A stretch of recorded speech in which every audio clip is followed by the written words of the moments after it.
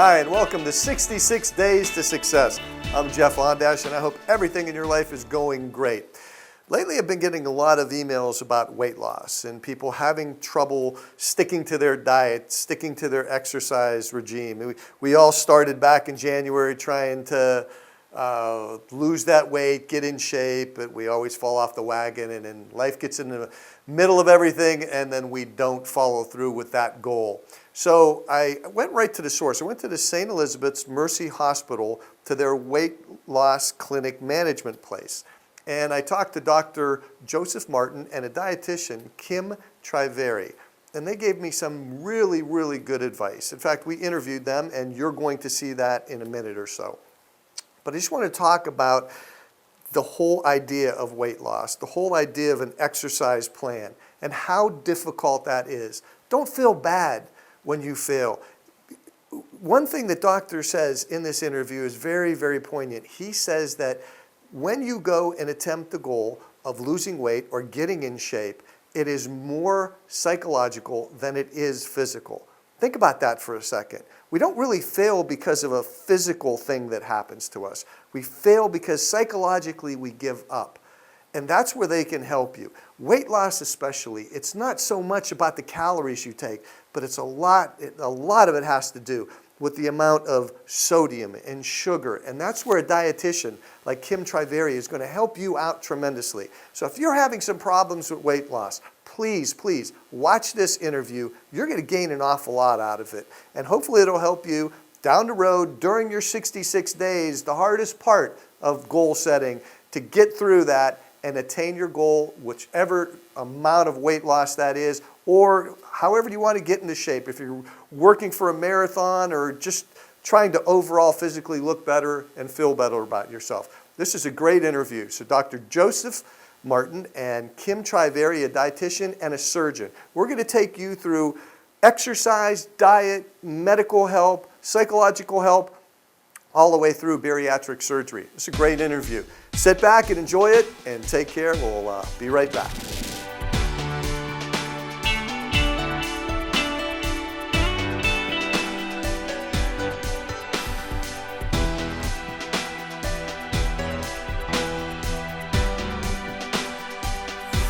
And welcome back to 66 Days to Success.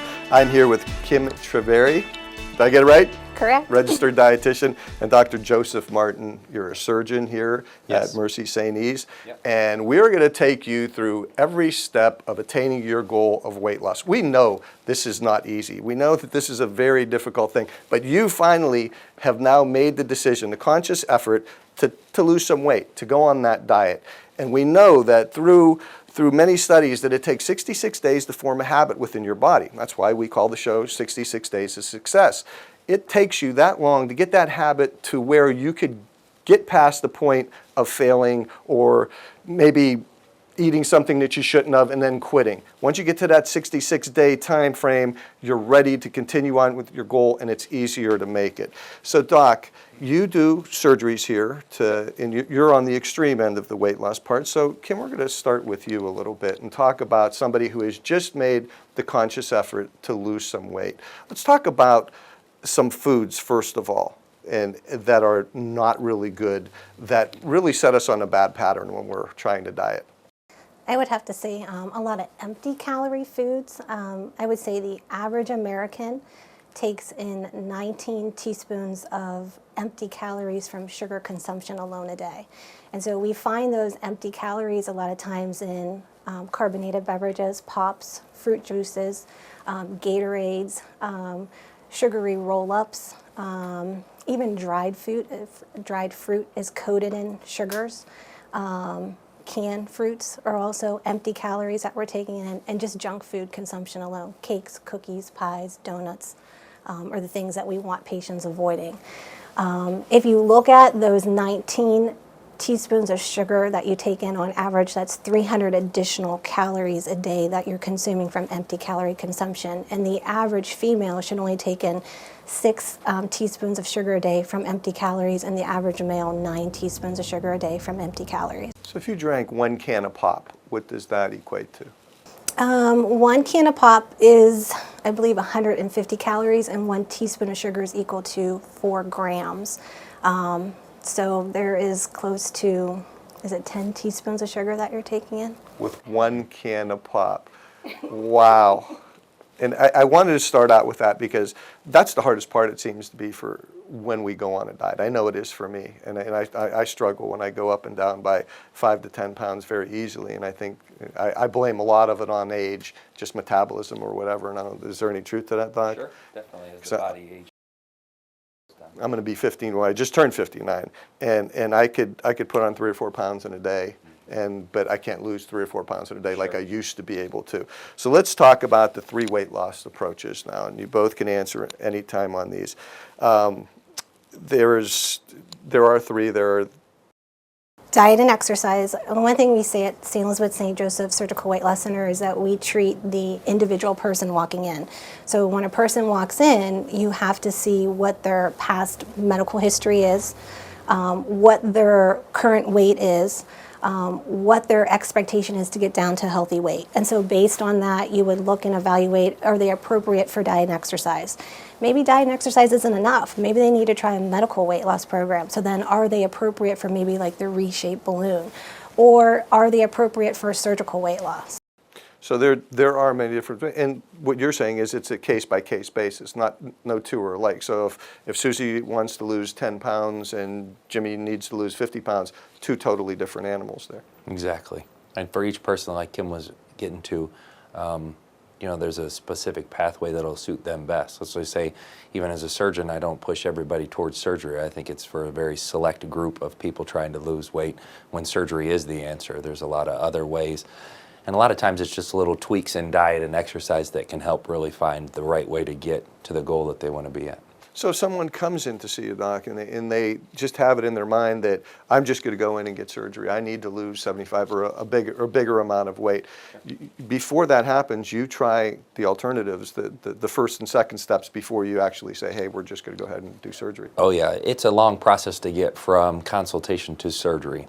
And there's multiple things that we look at to make sure that there's been an honest attempt to do it non-surgically. Surgery is very safe nowadays, but there are still some possibilities for issues. Anytime we undergo a surgery, there's a certain risk that's inherent with it. So we try and make sure that we've done everything to maximize the weight loss without going to a surgical step.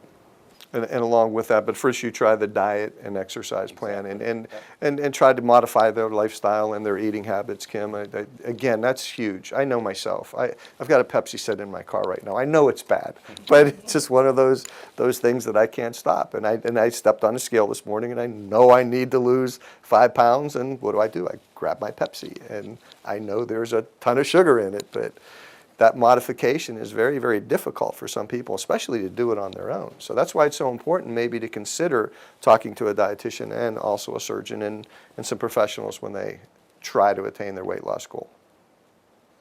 So what would you suggest in terms of modifying their diet?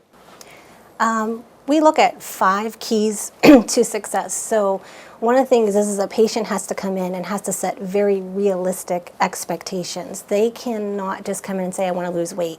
Like, they need to come in and say, okay, I want to lose 15 pounds. I want to lose it by this date. And these are the things that I'm going to change. So we do a lot of motivational interviewing so that the patient themselves takes the onus, where it's not us, the dietitian, or the staff, or the surgeon giving them their goals and expectations. Patients also need to have realistic calorie expectations, and they need to track that calorie. So part of it is record keeping daily food records of what calories they're taking in, how much fat they're taking in, are they meeting their protein needs, along with tracking exercise and increasing exercise and physical activity. You can't just diet alone. Diet and exercise go hand in hand together. So we encourage our patients, they may not walk in being able to exercise, but it's those little baby steps that add up to getting them to that goal. Our patients also need support. They need support from the family around them. They may need support from the community around them just to keep them where they need to be in achieving their goals and expectations. And then once they achieve those goals and expectations, making sure they're able to maintain the lifestyle changes that they created. And the last thing that we practice, we do a lot of mindful versus mindless eating. What are the reasons why we're eating? Are we eating because we are truly hungry, or are we eating for other reasons? And those reasons could be, Doc, I'll let you handle this one. Sure. Psychological things come into order here, where you talked before we went on air that if something happens, a trauma in somebody's life, a divorce, a death, something like that, that can spike somebody to have the kind of nervous eating type Sure. situation. And that even during your dieting is not obviously a good thing. Sure. There's definitely a lot of triggers that we go to food to help us kind of cope with problems. Various problems can be one of those triggers, I should say.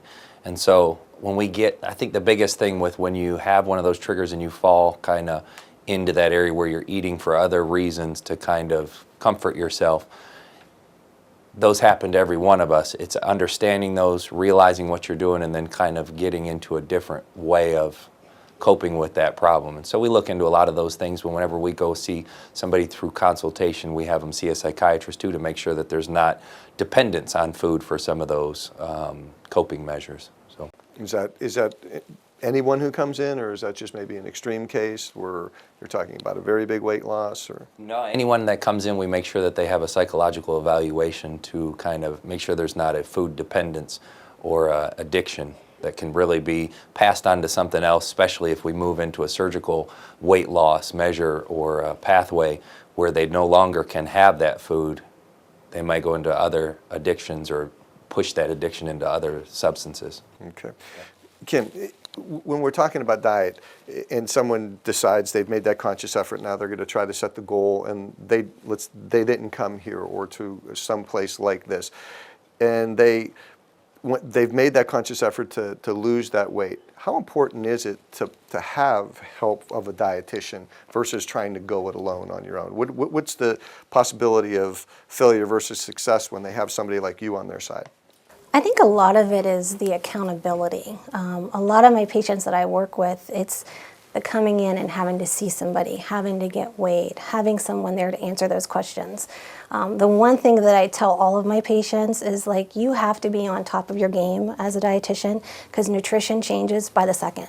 Fad diets are out there. The internet and thing is so quick and so fast, and so a lot of the general patient population will listen to that, but that isn't necessarily the correct information with it. So being able to have really good, sound medical advice and having that support makes a difference. So when we pick up those magazines and we see the models that we all aspire to be like, Doc, answer this one. Some guys are able to, they're just born with, it seems like, no fat content, and they're all sculpted and they have six packs and didn't have to work at it. And then there's me, somebody who's got to struggle all the time to maintain a weight or to keep working out, and I can't seem to ever look like that. What's the physiology there? Is it just how it goes? Luck of the draw? Yeah, it is kind of luck of the draw with some things. There's obviously different hormones that come into play, and just way your body and your genetics have you carry your weight, and the amount of weight that you store in fat and those type of things, how much muscle mass the body has. It is kind of luck of the draw. Now, obviously, with some discipline, you can adjust things plus or minus, but sometimes there's not a whole lot you can do to change the genetics that you were given. So the Arnold Schwarzenegger, for me to look like that, there's, like in Dumb and Dumber, there is a chance, right? Yeah. There's a chance. It's called additional testosterone. Is that what it is? Yeah, that's what Arnold did, was some additional supplements that aren't exactly legal. But yeah, I think there's small chances to get into certain areas, but it really takes an amazing amount of effort to get to that. Some would say unrealistic for most people. I think that's one of the biggest points Kim brought up, was setting realistic goals. If somebody comes in and they're 500 pounds and they tell me they want to look like Arnold Schwarzenegger in his heyday, I'd say that's not a realistic goal. If they say want to be 250 pounds healthier and get their blood pressure and diabetes under control, I think that's a very realistic goal. So I think back to Kim's point of realistic goals, it is very important. And that's another thing to talk to medical professionals about, is to help you obtain set realistic goals. because that's a hard thing. Sometimes you don't know what your body's capable of. And a lot of times it's pleasantly surprising. You might not think you can ever get down 250 pounds with a diet and exercise or with a surgery. And sometimes we can maybe set some of those myths aside and let you know that that is possible. One thing you brought up I really wanted to touch on here, and I'm glad you brought it up now, is the supplements. A lot of people out there will make that conscious effort. I'm going to go and lose this weight. I'm going to exercise. I'm going to want my body to look like this, and then head right towards the supplement store and have no idea what they're putting in their body. They just see a guy on there that's ripped, or they see a girl on there that's ripped and looks really good, and I'm buying this and I'm going to take this, and have no idea what they're putting in their body. Those supplements, how good or how bad can they be? You know, there's a lot of supplements out there, and it's like the fad diets. There's fad supplements that come and go. When I was in high school and in college, the big thing was creatinine. When you lift the weights, that was going to make everybody big, just like you're talking about, because everybody on the pictures for the creatinine were enormous muscle builders. And a lot of them are probably harmless, but there are some that are harmful, especially if you take too many. You know, certain proteins can overload the kidneys and cause kidney damage. I'd say most of those supplements are not necessary. Most of the time it's just the appropriate diet that you can obtain the right levels of proteins and vitamins from. The supplements usually are not needed. So again, that's why coming to a place like St. E's Mercy here, your weight loss division is something that could really help a person along those lines. Because do you recommend any of those, or is it diet first? Like supplements, or because I have a good friend that literally went, just within the last 2 weeks, literally went to a health food store and came home with about $300 worth of supplements because he was going to start his diet, and he thought that it was essential that he had to have these products when he went to the gym to start lifting, that this was going to help him lose the weight and also to, get ripped quicker. No, you know, some of the supplements that are stimulants can be very dangerous, and those are definitely ones you'd want to consult your doctor with before starting those off. Is there anything I think you'd need to start before you do diet and exercise? No. You know, that's just not, there's a lot of people that obtained healthy goals without any supplements, and that's probably the best way to go, is just making sure you get the appropriate mix of vitamins and nutrients and protein levels with your diet. Most of us don't need anything else, and like I say, some of these stimulant supplements can really be dangerous, especially if not taken in the appropriate dose. Yeah, and I don't think that people really understand or realize what they are taking. It's kind of like the unfortunate opioid thing we have going on right now, with all the additional things being added into that, and someone who's got an addiction is putting things in their body they weren't before, didn't know that they were putting in before, and that's why it's so bad. I'm glad you talked about the supplement thing, because I think it's something that is a huge industry right now that's not regulated either. Sure. You know, they make all these claims that your hair is going to grow, your nails are going to be stronger. They've got pretty much a vitamin or a supplement for anything. Do you see that with some of the people that come in to talk to you, Kim? Do. A lot of times I tell them, though, that's the quick fix method. Everybody's looking for that quick fix, and the weight didn't come on overnight, and so the weight isn't going to come off overnight, and that's where that realistic goal expectation has to come in. You're not going to be able to lose 50 pounds in a week. I do have patients that come in and say that to me, and I'll say, let's start with some smaller goals. Let's start with things that are achievable and attainable. And like even Dr. Martin said, it is the simple basics. Shopping the outside of the grocery store, fresh fruit, fresh vegetables, getting your fluids in, lean meats, low-fat dairy, increasing that exercise and physical activity. That's what we want to see happening. That's what's going to help reduce cardiovascular disease, hypertension, diabetes. Would you say that even though dieting is a very physical thing, that it's more mental than it is physical? Oh, for sure. What's the biggest is getting that switch going in your head to start doing those healthy measures that Kim just mentioned, picking those healthy foods and incorporating them in, and finding, not giving up the first time you have a meal that didn't taste as good, finding the recipes that accentuate those healthy foods and allow you to continue to eat them. And then also not falling off. If you have one day where you slip up, don't let it ruin your diet. Get back on it and get back to those healthy things. We're all going to have pizza once in a while. It's just not sticking with it every single day. Yeah. So. And while we're talking about supplements, let's talk about some foods, because when you go through the diet section or the frozen section, you see tons of different foods. And Kim, I think you'll probably want to talk about this. When you get the package and it says, wow, this is only 250 calories for this meal, but then you read the rest of it and the sodium content is through the roof. And tell the people out there exactly how that could affect them. Those types of foods are the foods that create hypertension, diabetes, high cholesterol. In your frozen food section, frozen vegetables are probably like one of the best choices, but all those, TV dinners that are out there, meals that are prepared ahead of time so that all you have to do is dump it into the crock pot, they're loaded with calories. If they're low fat, a lot of times they have added sugar to them. If they're sugar free, they have added fat to them, and they're packed full of sodium because the companies that are manufacturing them want them to taste good. And so if something doesn't taste good, the consumer isn't going to go ahead and purchase it. And their main concern is their bottom line, their dollar that the consumer is spending. So it's really, in a big way, not just about calories when you're eating. It's about the food that you are eating and what's in it. It is. It's about those choices that you make. All right, Doc. So we've talked about diet. We've talked about exercise, making the conscious goal and where you want to be. But unfortunately for some, it's their weight gain might be up there. And that's where you come into play. And then after you've seen them attempt the exercise and the diet regime, and that didn't seem to get them to where they would like to be, they come to you at that point and say, okay, let's talk about surgery. Yeah. And let's talk about that. Now you have 2 surgeries that you perform here, and let's go through what each one does and how you would maybe align a person to either one of those. Sure. The 2 surgeries we offer are the 2 most common surgeries done across the United States. So it's not just specific to us in Youngstown, it's specific to bariatric doctors across the country. And they're the 2 successful ones, and they're the ones that's been most studied and most reproduced surgically, with having success rates that are high enough to justify us doing them. Those surgeries are the laparoscopic sleeve gastrectomy and the laparoscopic Roux-en-Y gastric bypass.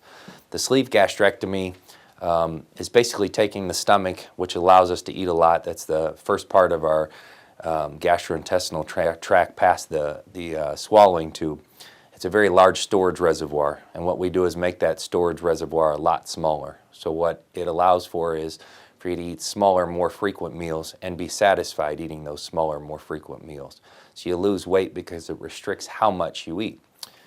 What I mean by that is we actually staple off most of the stomach. So when we go in, we do a specialized stapler that allows to staple off and remove a large portion of the stomach, making the stomach smaller. So you can only fit in so much each time you eat without feeling very full. And that restriction allows you to feel full and satisfied with smaller meals. So it's successful in that regard, because we all know that smaller, more frequent meals are the way to go. It's just trying to convince our body that they're satisfied with those smaller, more frequent meals, and this really helps out with that. The gastric bypass is a little bit more involved, and what it involves is, again, stapling the stomach to make it smaller, so you do have that restrictive part, but also we bypass some of the intestine, which sounds scary to a lot of people, but we've learned over the years how much to bypass and the appropriate way to bypass it. And the reason why bypassing the intestine is important is because that's where the nutrients are actually absorbed. The calories are brought into the body through that method. And what we do is don't allow the digestive enzymes and the food to mix together until it's bypassed part of that absorptive surface of the intestine.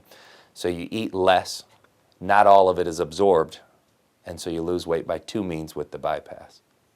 And again, it's a case-by-case thing for which one you would choose Exactly. for that person. Right. They're both very, very good. So when I describe to somebody which surgery is better, I say they're 1A and 1B. So the bypass is a little bit better because you do lose weight by more than 1 means. But there's also a little bit more that goes into the bypass. So some people aren't comfortable with having that much surgery done. Now the surgery for the bypass takes about 1 hour and 10 minutes. The sleeve takes about 45 minutes. So it's not that you're on the operating room table for much longer. It's just that there's a little bit more going into the operation.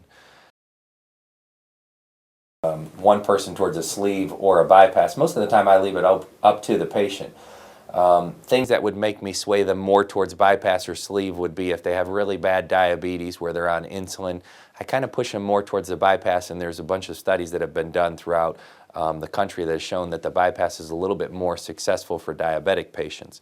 If there's a really large amount of weight to be lost, where we're talking 250 and above, I would push more towards bypass just because of the fact there's more means of losing weight. There's those two methods, restriction and malnutrition, or malabsorption.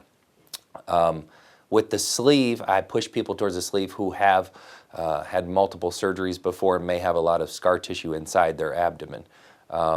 Those are the main ways that kind of I direct a person towards one surgery or the other.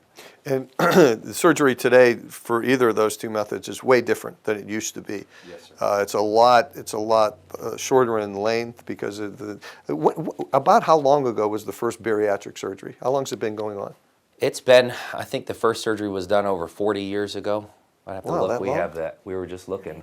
Yeah, we're doing this. But yeah, it's a very long time ago, and it was a big open procedure. In other words, there was a very large incision that went along with it. There was a large amount of complications because of the amount of invasiveness of the surgery. It was a very long surgery and a very large incision, and the stapling methods and sewing methods we had then weren't up to date like they are now and as advanced as they are now. So now we do the laparoscopically, which is through those little incisions. They're absorbable stitches that go in. The surgeries take about an hour, and the body is a lot less invaded, so it recovers a lot quicker. So a lot easier to get over than to Oh, yeah. recovery-wise time. But once a surgery is performed, then it's not just going to be an immediate weight loss that's going to last forever. There's a lot of follow-up that goes with this because, and Kim, we'll talk about this next, is the fact that this is really weight loss when you're going to make this goal-changing part of your life where you're going to lose weight. It's a lifestyle change that you just don't do for 2 weeks or 30 days. This is something that you're going to continue on for the rest of your life, especially once they have surgery, correct? Yeah, that's what I say in the first meeting is this is not an easy way out. It's not a quick fix. This is something that we're making a decision to change your life and the lifestyle that you lead in regards to your diet for the rest of your life. It's very important to go at it in that regard because it needs to be that way. If we're going to go through with surgery, we need to make sure that you know that it's going to change you for the long term. This isn't something that can be switched around or just immediately go back to your diet if you decide, or your old habits if you decide that you don't like the current diet. It's a lifestyle change, and you have to go into it with that approach mentally.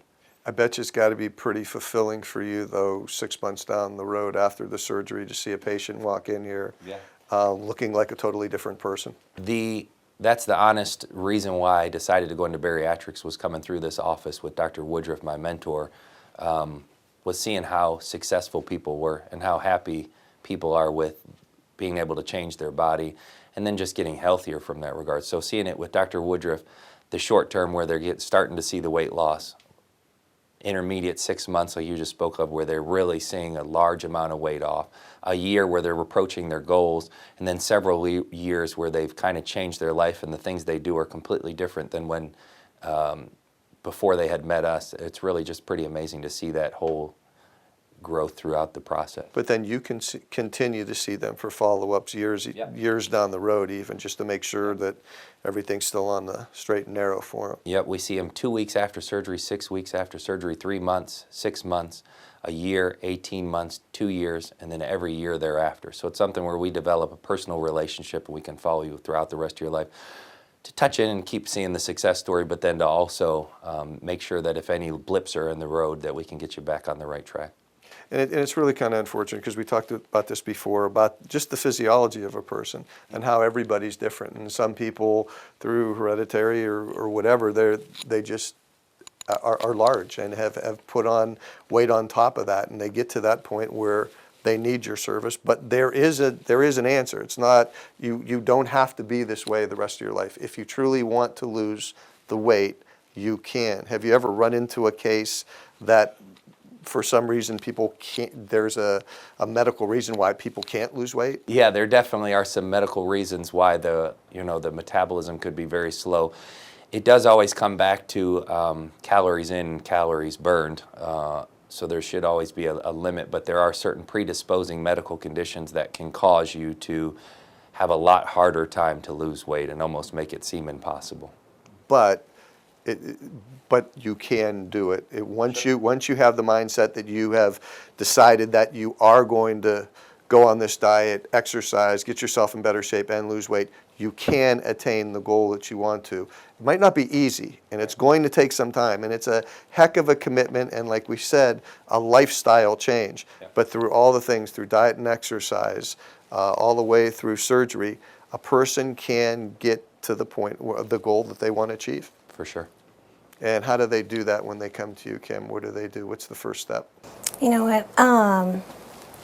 As far as the first step in weight loss, I teach my patients, we do a lot of positive thinking and positive outcomes, so I teach them to be smart. I teach them that they have to have very specific goals, that the goals have to be measurable, they have to be achievable and attainable, they have to be realistic, and they have to be able to track those goals. And if they could do that, then they could achieve what they want to go ahead and achieve.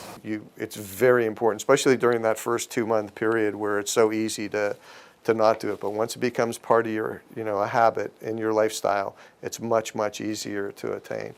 And it seems, after talking to both of you, it seems that it makes it a lot more sense to seek the help of a professional if they're truly interested in wanting to attain this goal.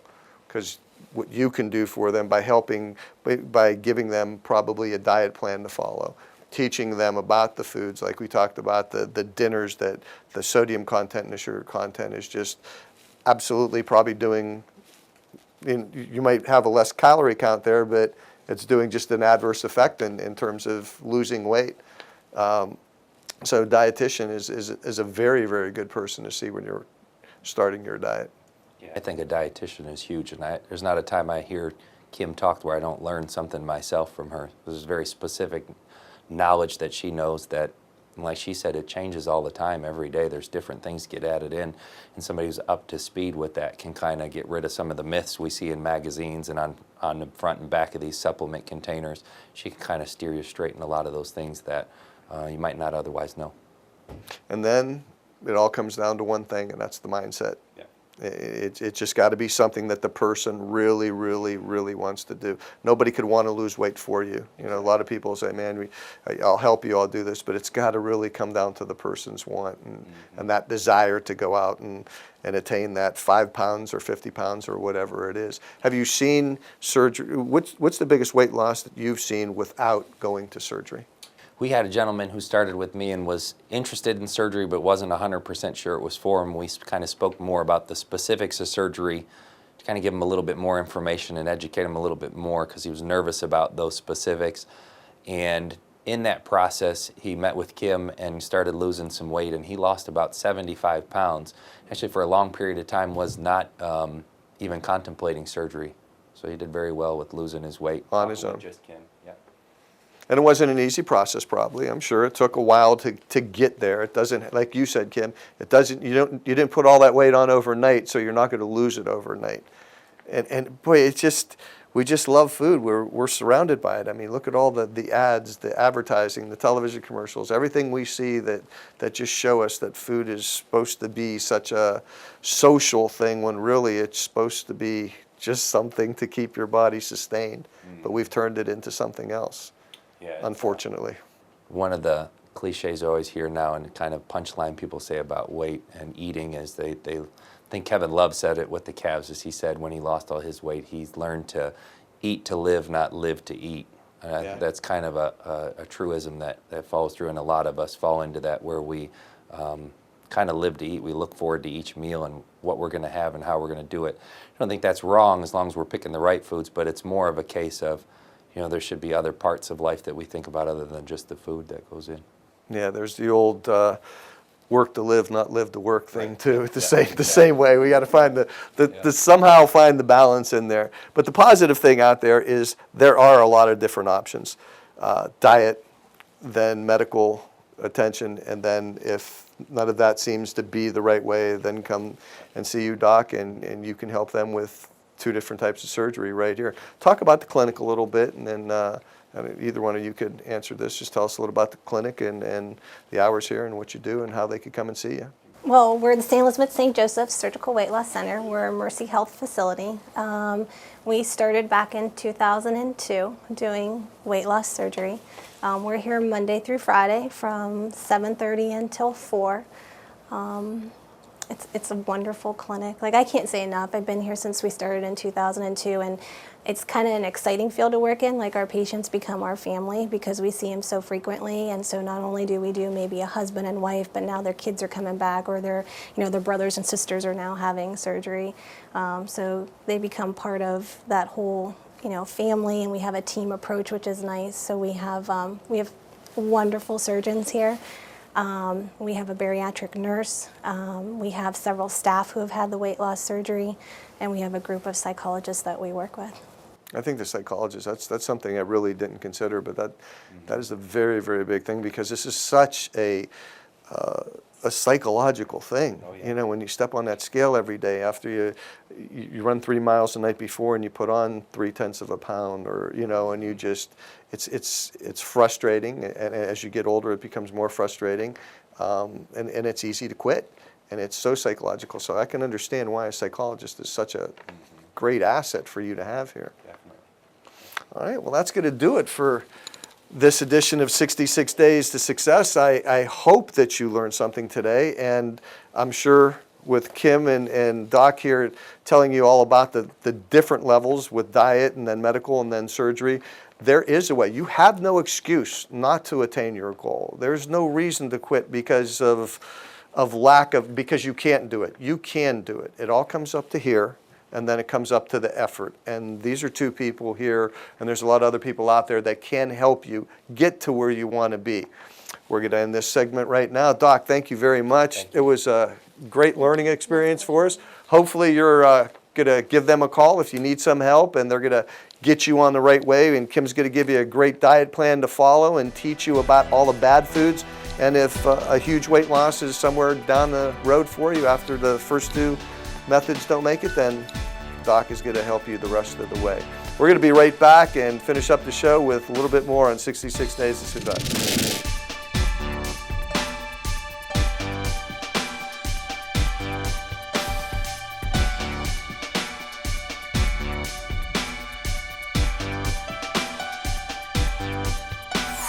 Hi, and welcome back. Hope you learned a lot from that. Dr. Martin is a very, very smart guy, and one of the things that he talked about that really sticks with me is the psychological part about losing weight and getting in shape. That's what this is all about. It's never about the physical aspect.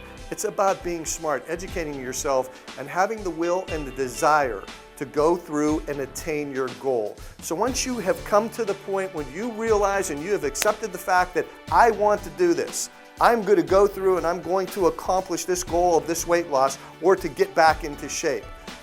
Then once you have got your mind set on it, you've set down your goal, you've written out your plan, then educate yourself. Educate yourself about your diet. And that's where a dietitian like Kim Triveri could come in and help you, or any dietitian out there that you might know. Learn and read. Don't just run to some supplement store and buy a whole lot of products that you don't know anything about. But the best thing is have your mind set that you're going to accomplish this. Have the will to do it. And if you have a little bit of a failure, a little bit of a setback, it's okay. I hope that you complete whatever goal that you set out to do. And if it's weight loss, I hope that Kim and Dr. Martin have helped you out today. I know I learned an awful lot from it.